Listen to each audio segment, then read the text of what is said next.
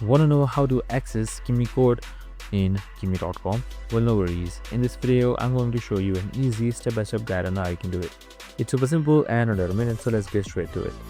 Now, first things first, you can just simply open up Kimi.com on your web browser. So once you have done that, make sure you are logged in as well. So we have also created a video on how to log in, so make sure to watch it. So once you have logged in, you should be provided with this interface. And now once you're on this interface, on the bottom left side, you should be seeing your profile right here. And right above that, you should be seeing Kimi Code. So once you have selected Kimi Code, it should open up another website or another tab. So here, Kimi Code is a coding focus AI. So this is specifically for coding only.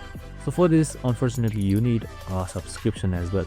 So you can now choose from IDE to terminal accordingly. So you can choose 3 plans, that is moderate and much more according to the price. So you can just simply select get the price that you want and choose annually to monthly, and then you can get Kimi Code with various features. And that's it. I hope this video helped. If it did, make sure to like, subscribe and tune in with us for more of these videos. See you in the next one.